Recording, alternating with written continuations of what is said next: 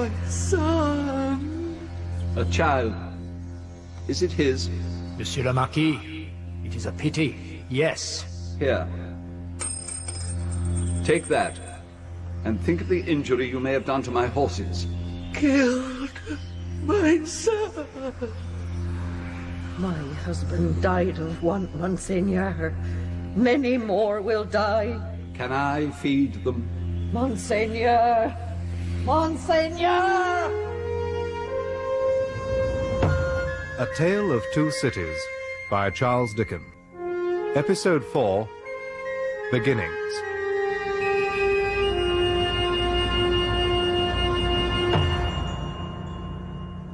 Into his stone heart a man drove a dagger, and a frill of paper on its hilt.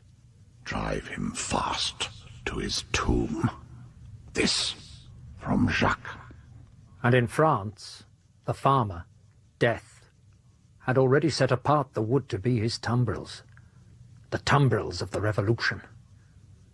But the farmer, though he works unceasingly, works silently, and no one heard his muffled tread.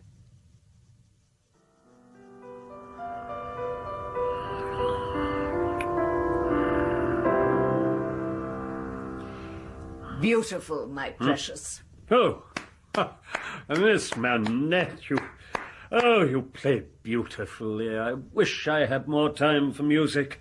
So restful. You usually sleep when I play, Mr. Stryver. I have noticed you before. My eyes are closed, perhaps, Miss Manette, not sleep. Pure pleasure. Flattery. I assure you, Miss Pross, it is nothing of the kind. Nothing. To tell the truth, Miss Manette, I work too hard. I am a coming man, of course, and am promised advancement in the next session, but the courts take it out of a man like me. I put my heart and soul into what I do. I have seen it, sir. I'm delighted in it. You will remember how we first met you, sir, and what a debt we all owe you. He fawns on my precious like a... pushes himself in here to make sheep's eyes at my darling. Shoulderer, someone called him. A shoulderer. A thruster, Mr. Carton said. I say no man's good enough for my little darling. No man alive, save my dear brother Solomon. And he's lost to me and the world. This one, this Stryver. Look at him if you can. The face, the belly, the fancy wig. Ugh, a shoulderer. You're not listening, Miss Pross. To idle chatter? Oh, Pross, my love, come along. Mr. Stryver was only passing the time, and that pleasantly enough. Men pass the time, perhaps. Never pleasantly, my precious, in my experience. Which must be great, I am sure. I know enough of the world, Mr. Stryver, to know a man when I see one. My dear brother Solomon now. Oh, a real man. We have not had the pleasure of Mr. Carton's company, Mr. Stryver. No. We had hoped to see him. Oh, he is a man of moods, Miss Manette. I sometimes catch him, watching, listening when we're all here. He says very little. A dull man for the ladies. I've told him often enough, take a leaf from Stryver's book. I tell him, be warm, be pleasant, cultivate conversation. He's not the mind for it, and that's the truth. Dull man. A sad man, I think. Oh, it's wasted man. Didn't Mr. Carton take Mr. Danny from the clutches of the hangman? Hmm? Mr. Lorry said as much only the other evening. Lorry? Come now, you know Mr. Lorry from Tellson's Bank. He said as much. Carton shrugged and turned the conversation. A modest man, you'll allow, Mr. Stryver. Oh, indeed. Yet a successful man is even more to be liked, perhaps. Fiddlesticks. I beg your pardon? Fiddlesticks, are you deaf, sir? Is Mr. Danny back from France? Was he there? Months, 2-3 months. We have not seen him since. I heard he was teaching students. In Cambridge, there's a dog's life. Really? Oh, I assure you, teaching's a dog's breakfast of a profession. But I suppose it's all a foreigner is worth. A foreigner? In these times, who can trust a Frenchman, hmm? Or a French woman, Mr. Stryver? Oh, indeed. Aren't they all roaring mad? You forget my father is foreign. Indeed, he is French. Is he roaring mad? Oh, no. No, you mistake no, of course. I never meant that there was any... No, I'm sure, Mr. Stryver, you forgot. Or did not think. And my precious played the piano, and the fat shoulderer smiled and closed his eyes and laid his little hands across his waistcoat, a yellow affair, and fingered the pinchbeck chain across his belly. Jerry? Jerry! Oh, drat the boy! Jerry! Your father wants you! He went out, Jerry. Never here when you want him. He was shaping well till you got him running errands. I'll not have him softened up by you and your ways. Jerry, No. I see that look in your eye, and I know and know again. Who provide the crust? Who provide the tea, the ale, the meat to your table? Who provide it? I do. And what do? You go flopping again with him. Turn, my lad. Jerry! Oh, rat the boy out. You're not going out tonight, Jerry, are you? And if I was? Nothing. I'll give you nothing. If as a honest tradesman my winters goes wrong, I shall work you for it, just the same as if I seen you do it. Oh, God. You see, you're at it afore my face. I'm saying nothing, Jerry. Well then, don't meditate nothing. You might as well flop as meditate. You may as well go and give me one way or another. Drop it altogether. Yes, Jerry. Yes, Jerry. It is yes, Jerry. That's about it. You may say yes, Jerry.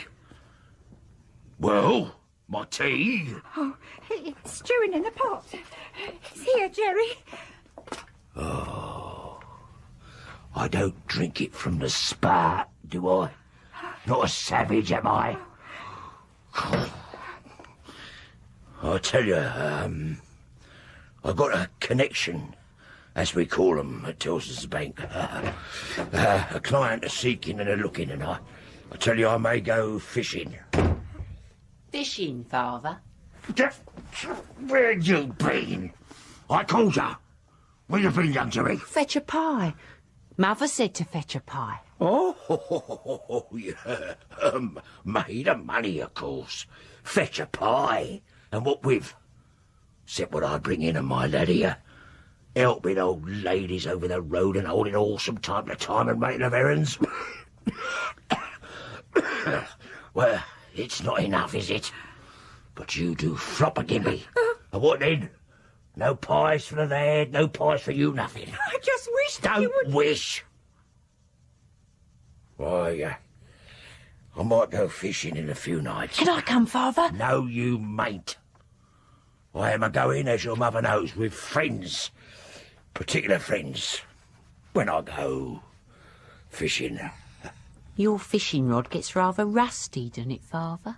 You go looking where you ain't supposed, young Jerry. Oh, Jerry, don't hurt him. You go looking where you ain't supposed. You go looking where you ain't supposed, and I shall work to both of you, do you hear me? Yes, Father. Yes, I hear. Going fishing tonight? No. In a night or two, if there's a chance of a bite, then... Go get the boy's tailor's woman and another pot of tea!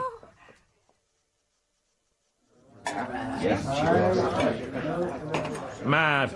You're mad, Stryver. Not a hope. I'll have another, Judy. Are you sure, Mr. Carton? My friend is buying. He's celebrating. Celebrating? Yes. He has seen the lady of his dreams. A pretty enough blonde doll. I'll not have that. I'll have nothing to the detriment of of the lady in question. Why are we here, Sidney? Because before you set eyes on the lady in question, you liked a bit of fun and games. A drink or two, a friendly face or two. Oh, you've not been in, Mr. Stryver. Jenny said she missed your happy, smiling face. Then Jenny is a liar. Here you are, Mr. Carton. You asked her, have you? I've decided she should be asked after the next session. It'll give us time to get to know each other and her used to the idea of marriage with a coming man. I'll bring her forward, Sidney. But slowly. Does Darnay know? Darnay? Hmm? What the devil's Darnay got to do with it? Why should he know? Does he know you intend that Lucie Manette should be Mrs. Stryver? Not a name, man. Not a lady's name in here, if you please. Oh, dear, Stryver. Have you seen her father? I can take my time. She'll have few opportunities, after all, and to be offered my hand. My future. What girl in her senses would not jump at that offer? I think perhaps a word or two with friends, maybe. Why? More haste, less progress, maybe? You think so? I do. A word. Discreet. Yes, I do. But what do you know about the fair sex, apart from what you learn in this sort of... You'll be on your own, of course, once we're engaged. No more nights on the spree. Huh. Well, not for a time. Hey, Judy. Never do. I think I'd ask about your chances if I were you. Good night. Huh? Here. Sidney. Good night. Gone away, is he, darling? Moody old devil. Now, Jenny was asking when you're going to show your... Paris, Mr. Tellson. Paris, Mr. Lorry. In extremis, of course. To be sure, in extremis. The long-standing connections we have, Mr. Lorry, it will take your tact, your certain knowledge to... unravel, Mr. Tellson? Exactly so. For favoured connections, account to be removed on account of... local difficulties, Mr. Tellson? Exactly so, Mr. Lorry. We will keep an eye, an ear to the ground? Indeed. I am not as young as I once was. But you are equipped, I think. We think we would be obliged if you would oblige us in extremis, of course. A place of habit, Tellson's. A place built for inconvenience. A place no man came to without purpose or prior engagement. Nothing to disturb the tranquil contemplation of money, deeds, trusts and wills, the musty odour of banknotes fast decomposing into rags again, plate stowed away among its neighbouring cesspools and deeds in extemporised strong rooms. It is a matter of life or death. I'm sorry, Mr. Lorry would not be detained. Not in the habit of detaining, Mr. Lorry. Mr. Stryver. You know the gentleman? I do. And Blagg went away. Mr. Stryver shouldered himself into the musty back closet, my office, paused to glance at the great books ruled for figures. The perpendicular bars of the windows ruled, as it were, for figures too. It was as if everything under the sun were a sum. Well, sir, how do you do? I hope you are well. It is Mr. Stryver's peculiarity that he seemed too big for any place or space. Too big for Tellson's, and too big indeed, as if he squeezed far-off clerks against walls, as if Mr. Tellson were to be displeased by being squeezed into the distance, as if he'd butted his head into a responsible waistcoat. How do you do, Mr. Stryver? How do you do, sir? Can I do anything for you, Mr. Stryver? I know. Thank you. This is a private visit to yourself, Mr. Lorry. I have come for a private word. I am going. I have decided to make an offer of myself. Indeed, sir. I have tried it over in my mind, tested my case, argued with the jury, so to speak, on the worldly grounds, the only grounds worth taking into account, not a weak spot in the matter. Have gone over the evidence, Mr. Lorry. Counsel for the defence threw up his brief In short, the jury did not need to consider. Now, I have asked the young lady in question come to Vauxhall Gardens. She was not able. I asked her come to Ranelagh. She was indisposed. It is surprising she should not be able on 2 occasions, but I am a determined man, sir. I am determined to have her to wife at the earliest. Who, sir? Who? Why, bless you, Mr. Lorry, your agreeable little friend, Miss Manette. Oh, dear me. Oh, yes. Oh, dear me. Oh, dear you, sir? What may your meaning be, Mr. Lorry? Well, my meaning is, of course, friendly, appreciative, and does you the greatest credit. Yes, indeed. Everything you could desire, sir, but, well, really, you know, Mr. Stryver... Well, damn it all, sir, am I not eligible? Yes, of course you are eligible. If you say eligible, you are eligible. Am I not prosperous? Oh, if you come to prosperous, you are prosperous. And advancing? If you come to advancing, nobody can doubt that. Then what on earth is your meaning, sir? Were you by any chance going there now? Straight. Oh, then I think I wouldn't, if I was you. Why? I'll put you in a corner. You are a man of business and bound to have reasons. State it. Why wouldn't you go? Because I wouldn't go on such an object without having some cause to believe I should succeed. Damn me, this beats everything. A man of business, a man of years, a man of experience in a bank. 3 leading reasons for success admitted. Complete success. And he says no reason at all. Says it. With his head on. When I speak of success, I speak of success with the young lady. When I speak of causes and reasons to make success probable, I speak of causes and reasons that will tell as such with the young lady. The lady, Mr. Stryver, goes before all. Then it is your deliberate opinion that the young lady present in question is a mincing fool? Mr. Stryver, I will hear no disrespectful word of that young lady from any lips. And I say, if I knew any man, which I hope I do not, whose taste was so coarse and whose temper was so overbearing that he could not restrain himself from speaking disrespectfully of that young lady at this desk, not even Tellson's should prevent my giving him a piece of my mind. Let there be no mistake about it. Now, this is something new to me, Mr. Lorry. You deliberately advise me not to go to Soho and offer myself Stryver of the King's Bench Bar? You are correct. Beats everything. It might be painful to find yourself mistaken. It might be painful to Dr. Manette to have the task of being explicit to you. Oh. It might be very painful to Miss Manette to have the task of being explicit with you. Oh. You know the terms in which I have the honour to stand with the family. Committing you in no way, I will undertake, by observation and judgment, to discover the truth. You would still be free to test its veracity for yourself, or no, as you chose. How long would you keep me in town? A few hours, no more. I go to Soho, and then to your chambers in the evening. Then I say yes. I won't go up there now.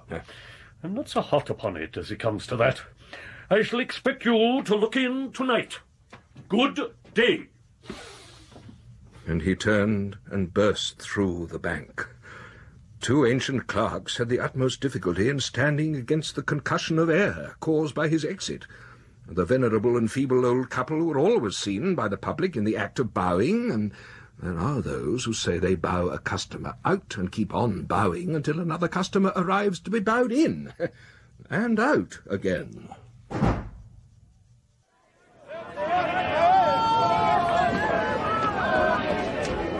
Look at them, heaving away, hurrying away their lives, risking life and limb to rush across the street. That Stryver, the barrister, take him. He come out the bank, Tellson's bank, like a cork from a bottle, red of face and puffing and a blowing fit to die. A busted heart for sure. Striver of the King's Bench. We knows him from going to the Bailey and that Darlian. And I've a ready client for him when he decides to op the coop. Oh, yeah. See the gentleman across the road, Jerry? Look to him. You shall not put me in the wrong, young lady. I'll do that for you. My way out of this is to put you all in the wrong. Sir, sir. Get off, boy. Get your hands off. See you across the road, sir. Lean on me, sir. I know your sort, light fingers. I've seen your sort in the Bailey and hanging after due process. Leave off me, boy. And he walks off into the street, and round him the clatter of horses and carts, and underfoot the stink of mud, and worse. And Jerry not a penny richer. Jerry, the old lady. You're our boy, look lively. Yes, father. Back and forth, and no business, no real business, no infernal business for Jerry Carranger. I've a client awaiting on me and nothing to supply him with. And all around they're hurrying and scurrying and suspicion and violence all about us. Burglaries every night and armed men. I hear the Lord Mayor of London was made a stand to deliver on Turnham Green. I hear prisoners fight their jailers and the law fires blunderbusses in among them. Thieves snip off diamond crosses from the necks of noble lords in court, and the mob. The mob fires on musketeers, and musketeers fires on the mob. And the hangman is busy. Everyone is busy about his business, save Carranger. I'm just a-waiting. And them hanging and a-branding and a-spoiling such goods as is available. It's a waste. A waste. Jerry! Jerry! Oh, good afternoon, Mr. Lorry, sir. Anything I can do for you, sir? Jerry, find me a chair for Soho. Yes, sir. How there? Chair! Chair! For Soho!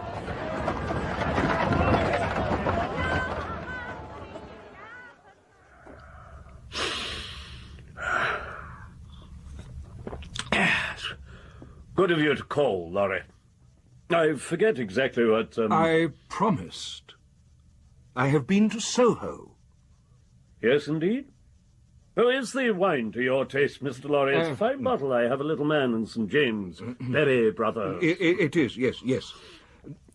I said Soho. Yes. Oh, of course. To be sure.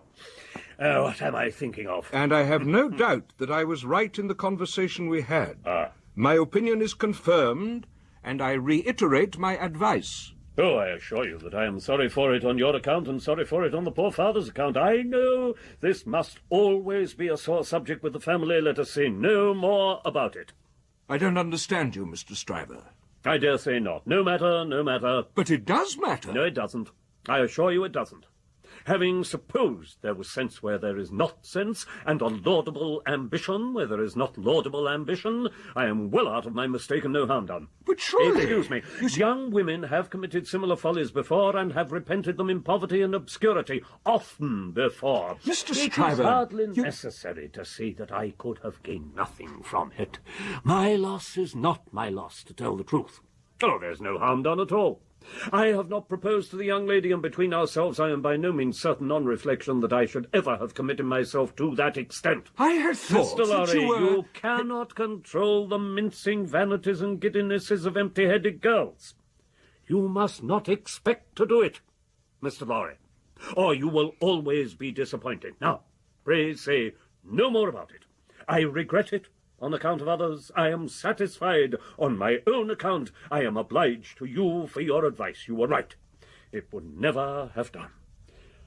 Now, if you don't mind, sir, I have business. But I thought... Another glass? I seem to have finished. No, sir, not another. But, sir... Say no more about it. Make the best of it, my dear sir. Thank you again for allowing me to sound you. Good night. Good night. Well out. Empty-headed. No ambition, no sense. Well done, Stryver. Well judged indeed.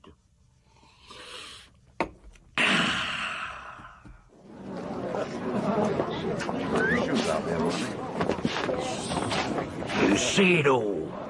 Sit here in Fleet Street and see it all a moving, young Jerry. Here, boy. Help an old lady cross the street. Help her, my son. Yes, Father. Good boy, Jerry. Good boy. I don't need any help. Your help, madam. You're very good help indeed. Nothing, Father. Not a penny piece this last 2 days, nothing. It's your mother, my son. I swear she's been a flopping again. Mrs. Cruncher's been a flopping indeed.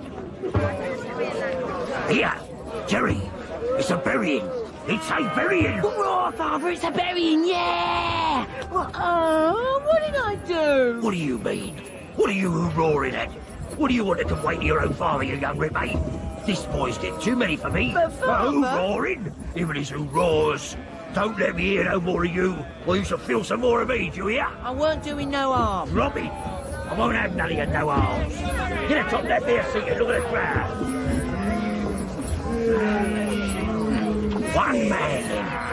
One man in the coach, and he'll be only mourner. And a man... Here, young Jerry, out of the way, boy. I was only... I know that man of mourning there. It's him. I know that face.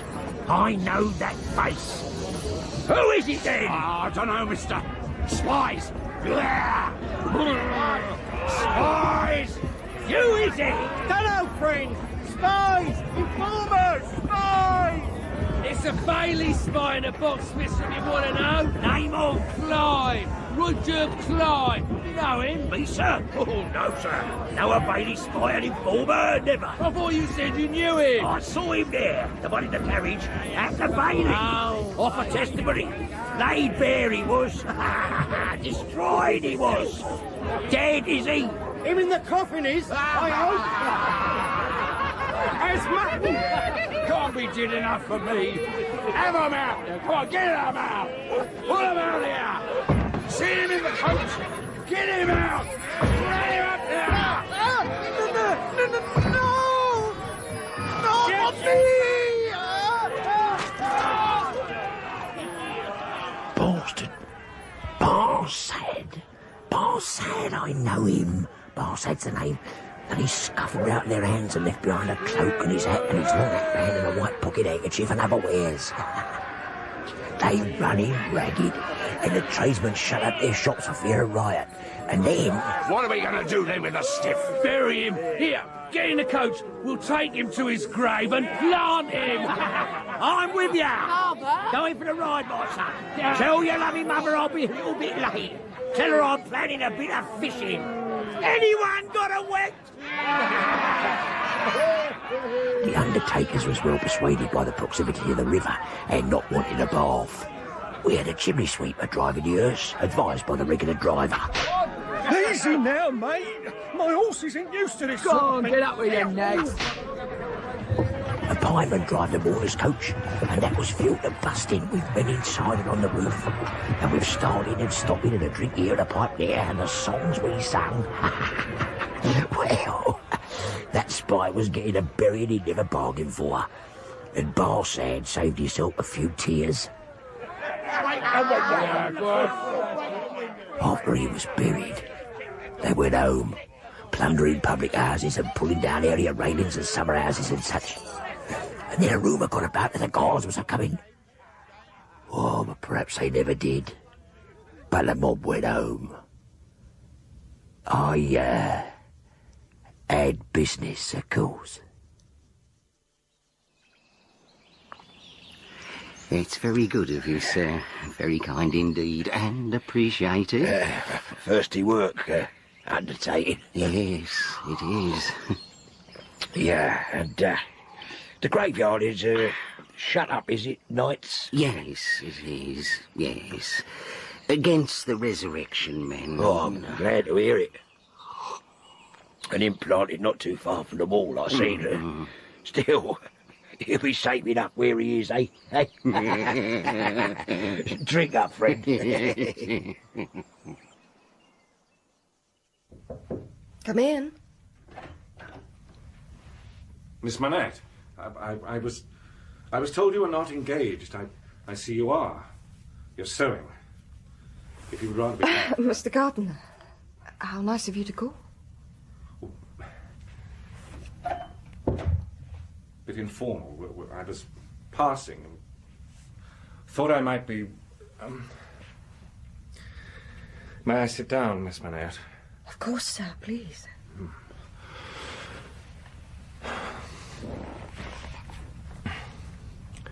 There's trouble in this... I beg your pardon. Oh, please, do go on. Oh, I was observing there had been a disturbance in the streets. They say the guard was called out. I don't know if it's true or not. I trust you're well. I am. Sir, I fear you are not. No. No, I am not. But the life I lead, Miss Manette, is not conducive to health. What is to be expected of, or by, such profligates? Is it not... Forgive me, I have begun the question on my lips. A pity to live no better life? God knows it is a shame. Then why not change it, Mr. Oh, it's too late for that. Oh, sir. I shall never be better than I am. I shall sink lower and be worse. Please. Mr. Gardner, please, you must not distress yourself. Forgive me, Miss Manette. I break down before the knowledge of what I want to say to you. Will you hear me? If it will make you happier, it would make me very glad. Well, don't be afraid to hear me. Don't shrink from anything I say. I am like one who died young. All my life might have been. No, Mr. Gardner. I am sure that the best part of it might still be. I am sure that you might be much, much worthier of yourself. Say you. Although I know better. Although in the mystery of my own wretched heart I know better, I shall never forget that.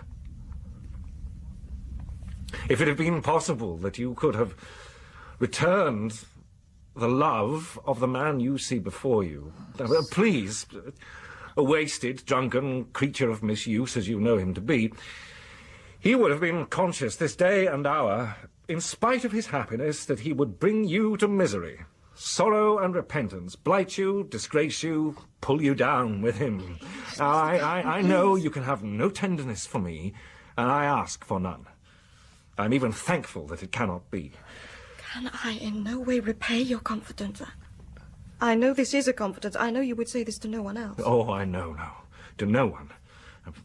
Hear but a little more, and all you can ever do for me is done. I wish you to know that you have been the last dream of my soul. No. The sight of you in this home that has been made by you. Since I have known you, old shadows have stirred in me. Remorse that I thought would never touch me again. Old voices I thought silent forever, impelling me upward. I have had an unformed idea of striving afresh, beginning anew, shaking off sloth and sensuality and fighting out the abandoned fight. A dream, a dream that ends in nothing and leaves the sleeper where he lay down. But I wish you to know you inspired it. Mr. Gardner, will nothing remain? Try. No. I know myself. You kindled me, heap of ashes that I am, into a fire. A fire, however, inseparable in its nature from myself, quickening nothing, lighting nothing, doing no service, idly burning away. And my misfortune to have made you unhappier than you were. Oh, no. The utmost good that I am capable of now, Miss Manette, I have come here to realize. I know I distress you, and I will end soon. Will you let me believe, when I recall this day, that the last confidence of my life was reposed in your pure and innocent breast, and that there it lies alone and will be shared by no one? The secret is yours, not mine, and I promise to respect it. I thank you. Bless you. I swear that in the hour of my death I shall hold sacred this one good remembrance, and shall thank and bless you for it, that my last avowal of myself was made to you, and that my name and faults and miseries were gently carried in your heart. May it otherwise be light and happy. Oh, you poor, poor man. Oh, no, no, no. I am not worth such feeling. An hour or two, and the low companions and low habits I scorn, but yield to, will render me less worth those tears than any wretch who creeps along the streets. Be comforted. But within myself, I shall always be, to you, what I am now. Though outwardly I shall be what you have heretofore seen me. Awkward, surly, I suppose watchful. And my last supplication, for you, or anyone dear to you, I would do anything. I would embrace any sacrifice for you and those dear to you. Now try to hold me in your mind as ardent and sincere in this one thing. The time will come when new ties will be formed about you, ties to bind you even more tenderly to the home you adorn, the dearest ties that will ever grace and gladden you. And when you see your own bright beauty springing up anew at your feet, think now and then that there is a man who would give his life to keep a life you love beside you.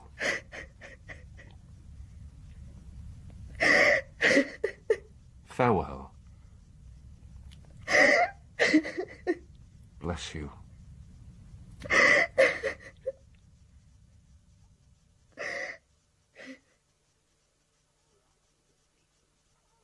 Fishing, that's where I'm a-going, fishing. No, Jerry. Beg your pardon. Did I you speak a word? Did I hear a word? She said no, Father. She said no. Shall you bring any fish home, Father? Oh, let us come a-fishing, Father. Never, never. I heard a voice again. Did I or did I not? She said never, Father. She did. You get to your bed. Did you tell her about the burying what you went to? I told you, bed. Oh, you never. You hold your tongue. Flying in the face of your own wills and drink. Flopping tricks of your unfeeling conduct. Look at your boy. He is yours, and he fit as a laugh. You call yourself a mother, and not know a mother's first duty is to blow a boy out. Look at him. Oh, God, no, please. Now then, it's time. Oh, please, Jerry, don't go this once. Don't go. Key. Give me the key. Please, don't go out tonight.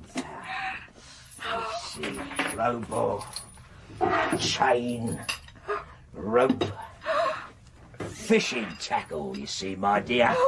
Real fishing tackle. And a nice sack for putting the catch in. When I come back, I want no sign of you having meditated for half a minute even. No flopping while me back's turned. Now then.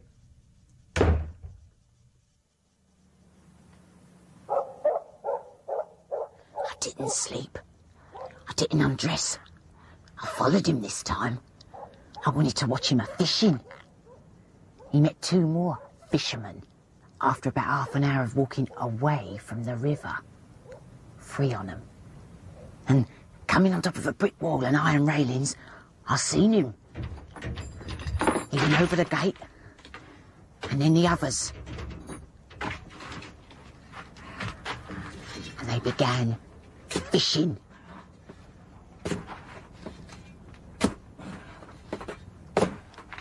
It was dark as pitch. And only a bit of moon and... Oh, no. Oh, no. Oh, my God. They were still a-digging and a-shoving with the crowbar and screwing something like a great corkscrew into the ground over the fish.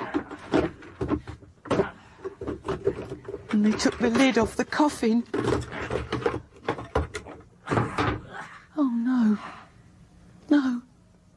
Oh, no! I told you! I get water!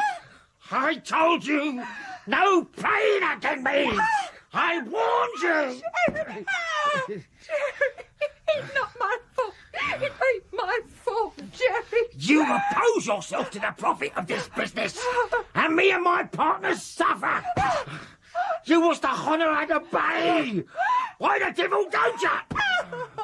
I do try to be a good wife. Is it being a good wife to dishonour his business?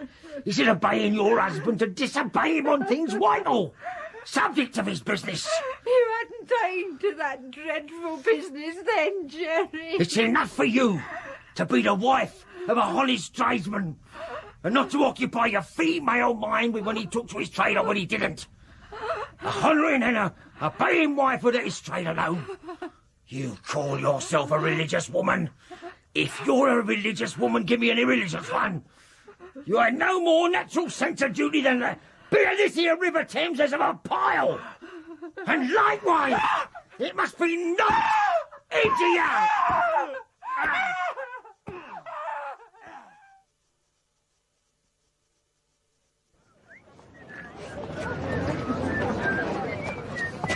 Hold your noise, boy. What caused you out for cheerfulness? None, Father. What's hold your noise? Father? Yeah? What's a resurrection man? How should I know that? I thought you knowed everything, Father. Well, in a word, he's a tradesman. Like you, Father? Yes, in a manner of speaking, like me. His goods? He's a branch of scientific goods. Person's bodies. Innit, Father? I believe it is something of that sort. I think I should like to be a resurrection man when I'm quite growed up. Really?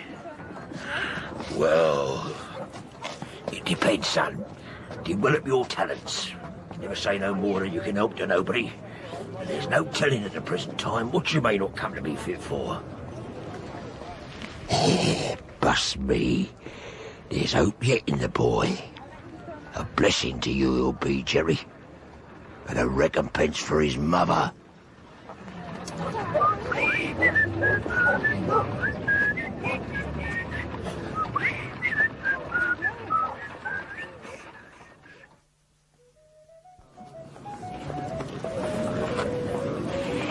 A king with a large jaw and a queen with a plain face on the throne in England.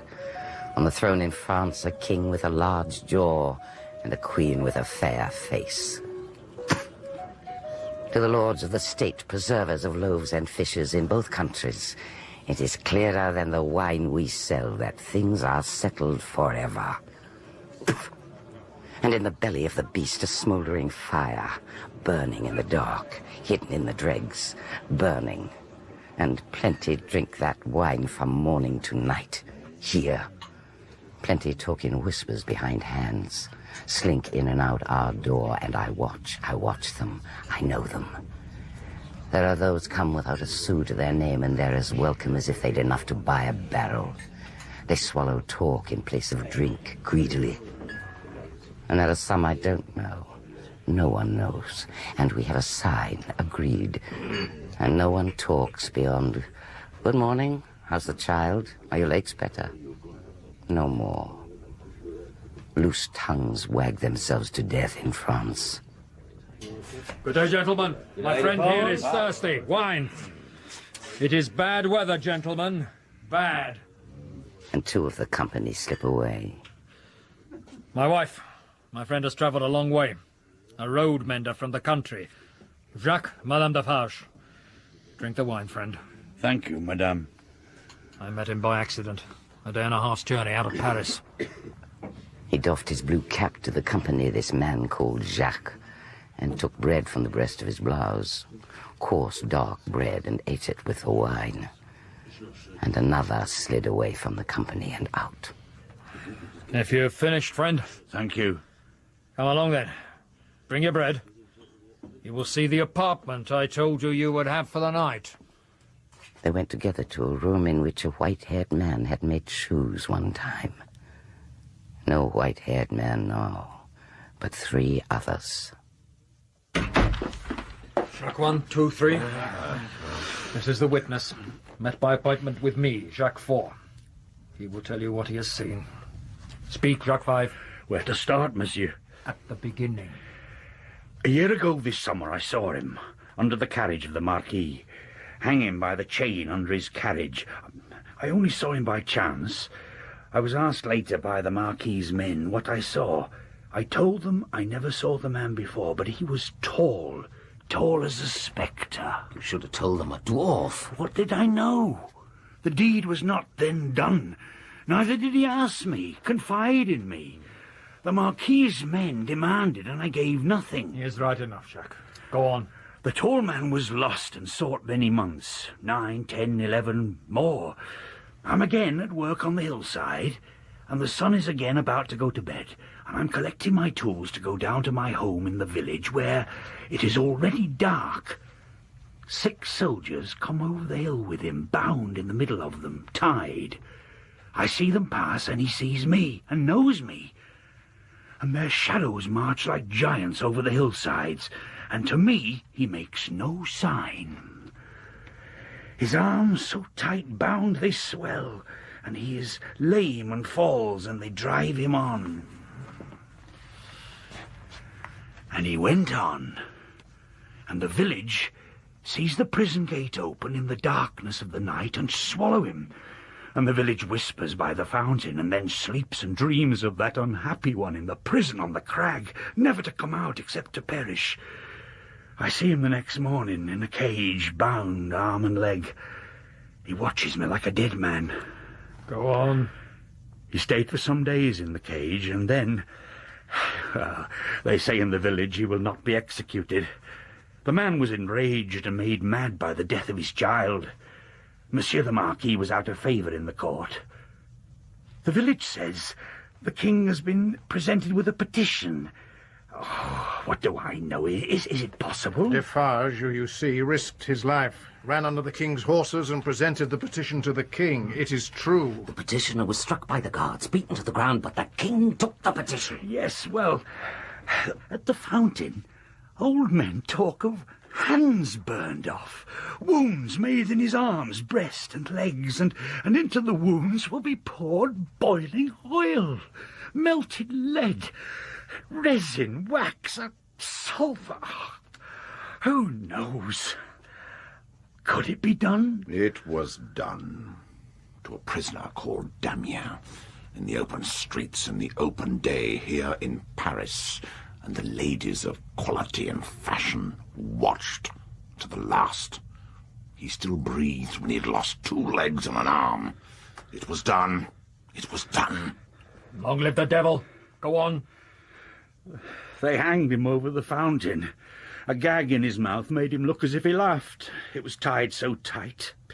40 feet high over the fountain, and left hanging with the knife over his head and poisoning the water. He is still there. And you see me here. You did well. Now, will you wait for us outside the door? For a moment.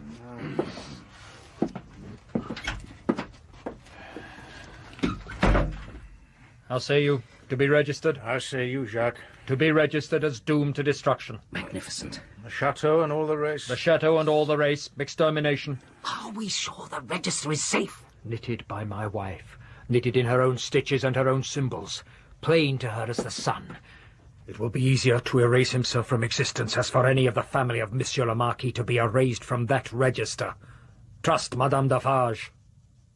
Everywhere spies, informers, the rats of state. Everywhere. Looking, asking, seeing nothing. Doomed here in my hands. I knit a shroud for them. Condemned to destruction. The whole pack and race of them. At the chateau of Monsieur le Marquis, now in his grave, the stone faces carved into the walls and buttresses looked down on the few village scarecrows who strayed in their search for herbs to eat or sticks to burn. There were those who said these stone faces, when the knife struck home, changed from faces of pride to faces of anger. That they changed again when that dangling figure was hauled up 40 feet above the fountain and bore the cruel look of being avenged. Chateau and hut, stone face and dangling figure, the red stain on the stone floor, and the pure water of the village well, all France itself lay concentrated. And in the dark wine shop, Madame Defarge counts the small monies left in the drawer. Defarge smokes a pipe, not interfering as she checks the small change of the business, never interfering. He walks up and down, as he walks up and down through life. What did Jacques of the police tell you? All he knows. It's not much. There's another spy commissioned for our quarter. There may be more for all he knows, but one he is sure of. We'll put him in the register. He is English. So much the better. Barsad is his name. John Barsad. Do we know what he looks like? Age about 40. About 5'9", black hair. Complexion dark. Generally rather handsome visage. Eyes dark. Face thin. Long, sallow. Nose aquiline, but not straight. Having a peculiar inclination to the left cheek. Expression therefore sinister. He shall be registered tomorrow. Oh, I hate these nights. Too hot. It stinks outside and it stinks here. I'm a little tired. You are a little depressed, too. And faint of heart, my dear. It is a long time. Vengeance and retribution require a long time. It is the rule. It does not take a long time to strike a man with lightning. It does not take a long time for an earthquake to swallow a town. Tell me how long it takes to prepare an earthquake. A long time, yes, yes. But when it is ready, it takes place and grinds to pieces everything before it. In the meantime, it is always preparing, though it is not seen or heard. That is your consolation. Keep it. I tell you, Defarge, it is a long time on the road, but it is on the road and coming. It never retreats and never stops. Look around and consider the lives, the faces of all the world we know. Consider the rage and discontent to which every comrade, every faction addresses itself with more and more certainty every hour. Can it last as it is? I mock you. Depressed, soft more like. It is possible that it may not come during our lives. We shall not see the triumph. We shall have helped it. Nothing we do is done in vain. I believe with all my soul we shall see it. But even if not, even if I knew, certainly not, show me the neck of an aristocrat and tyrant, and still I would crush it. No, I know, my dear, I too will stop at nothing. Your weakness is that you need from time to see your victim, to see the opportunity. Not true. As I breathe. When the time comes, Defarge, let loose a tiger and a devil. But wait for the time with the tiger and the devil chained, not shown, yet always ready.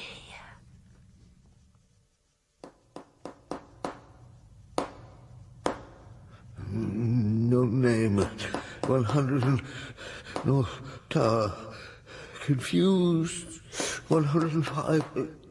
Her hair on my sleeve. No means of escape. Dreams. 105. Not your name. Not your name.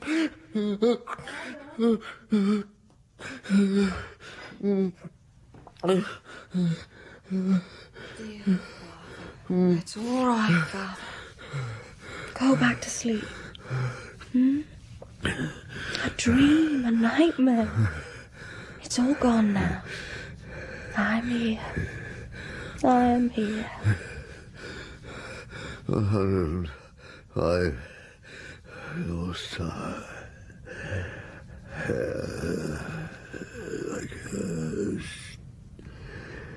Who are you? Sleep now. Sleep.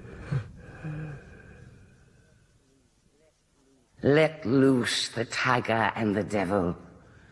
Let loose extermination